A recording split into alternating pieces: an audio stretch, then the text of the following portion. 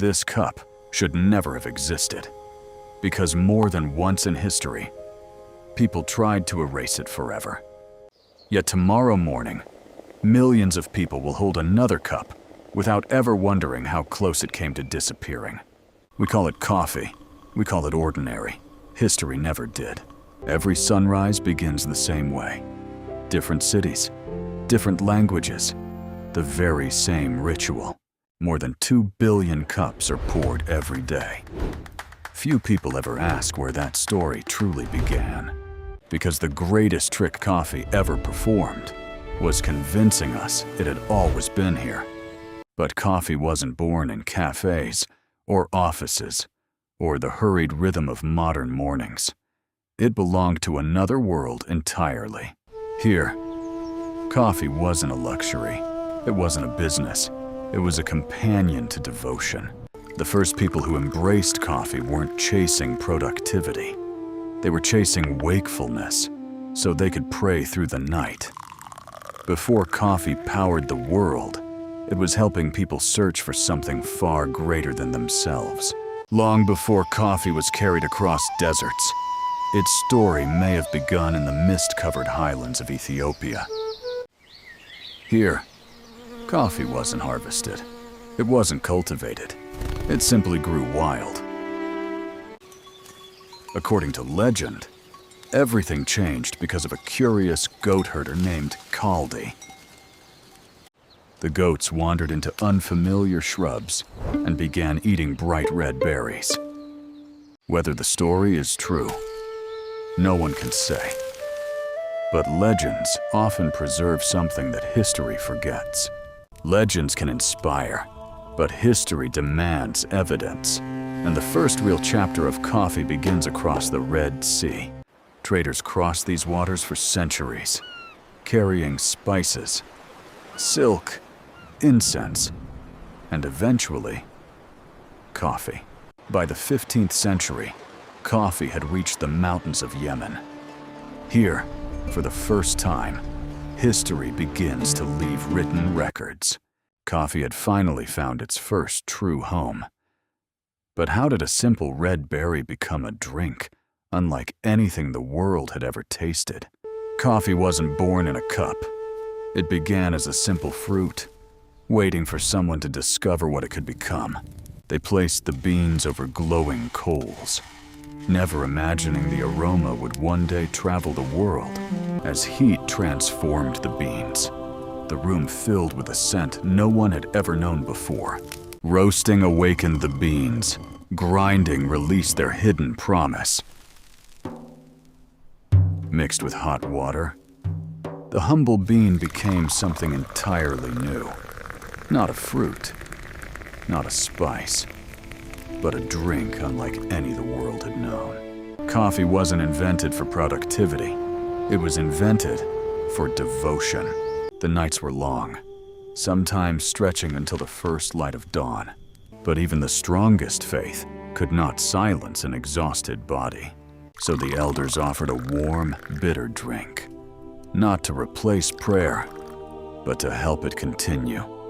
The drink didn't create faith, but it helped weary minds remain attentive through the long hours of devotion. Before coffee fueled commerce, before it powered factories, before it became a morning habit, it served something far quieter.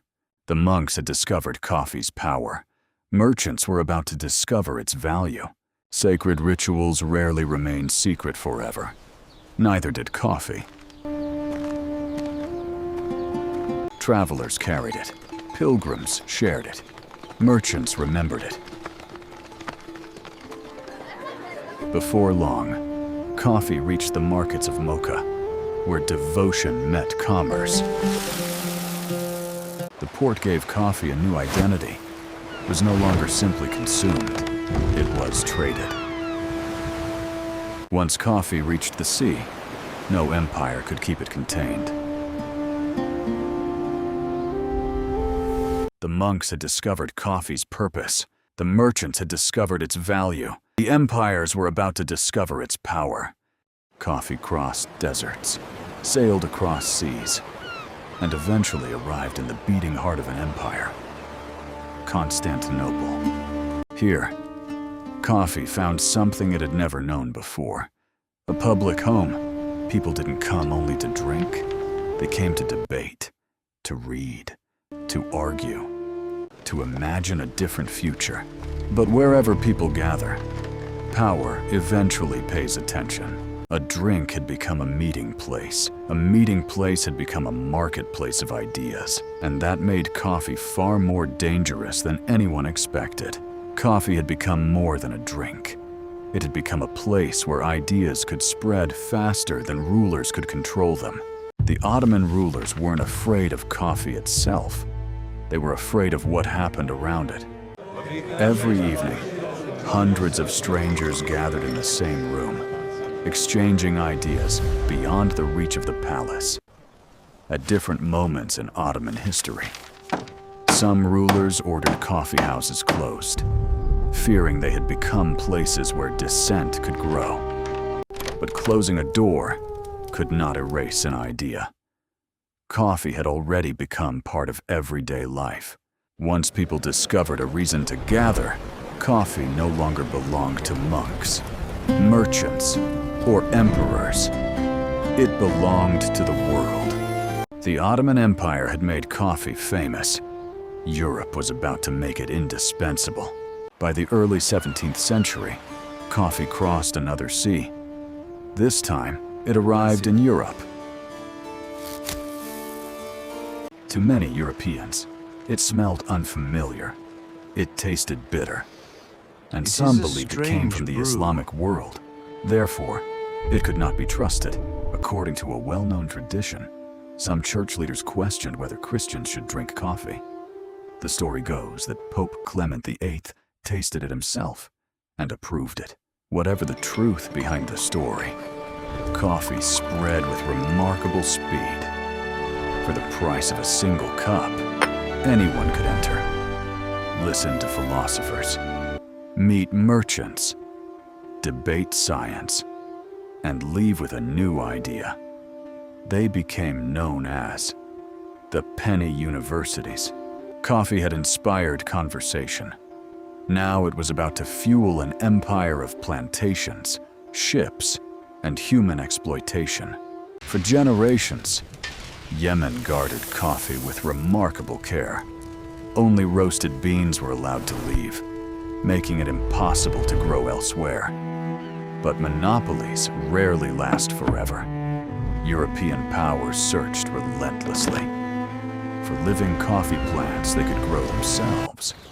Coffee no longer grew only in Arabia, it spread across colonies, from Java to the Caribbean and the Americas. Behind every expanding plantation stood thousands of laborers.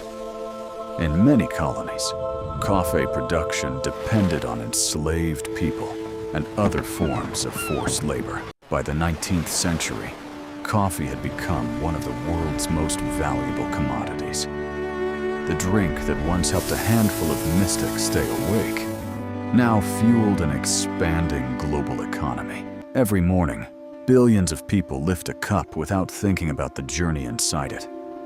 But perhaps history leaves its deepest marks in the rituals we repeat every day.